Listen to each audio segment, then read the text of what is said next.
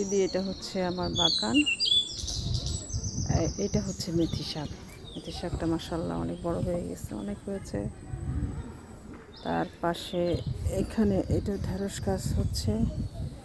এটা একটা পাপরিকা গাছ লাগিয়েছিলাম। এটা মূলা কিছু উঠিয়ে খেয়েছি, আর কিছু আছে এগুলো আবার হয়ে যাচ্ছে, শক্ত হয়ে যাচ্ছে। একটা বেগুন গাছ, কিছু লাউয়ের চারা উঠতেছে। এগুলো ছোট ছোট দিদি এবার এগুলা মেথির চারা লাগিয়েছে, মেথি উঠতেছে। আর এগুলো সব মেথি, এগুলো বড় হয়ে গেছে মেথি। এটা ঢেঁড়স গাছ, আর এখানে অনেক উঠেছে। এটা হচ্ছে কলমি শাক। কলমি শাক মাশাআল্লাহ অনেক সুন্দর হয়েছে, অনেক উঠেছে কলমি শাক। এই পাশে হলো গিয়ে সব ডাঁটা শাক। কলমি শাকের পাশে সব ডাঁটা শাক দিয়েছি।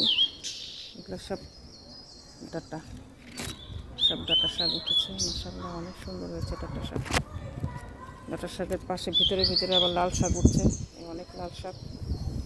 টমেটো গাছের চারা আছে দুটো, এই যে লাল শাক উঠছে।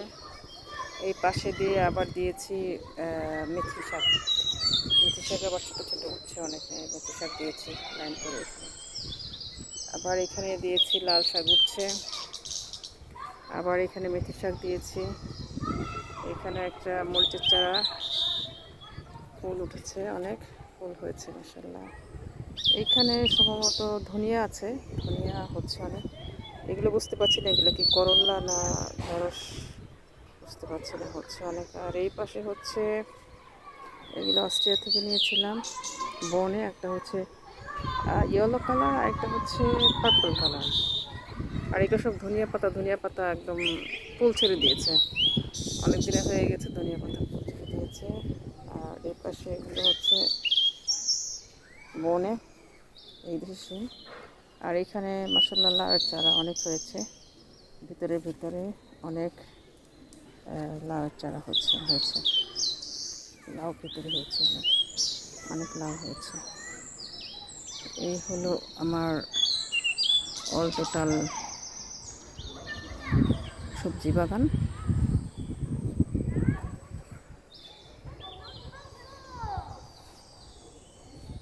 এখানে মরিচ গাছ আছে দুটো, দেশি মরিচ। এখানে কিছু দিয়েছি, মরিচের চারা উঠছে অনেক। এখানে বেগুনের চারা, বেগুনের ফুল ধরেছে মোটামুটি।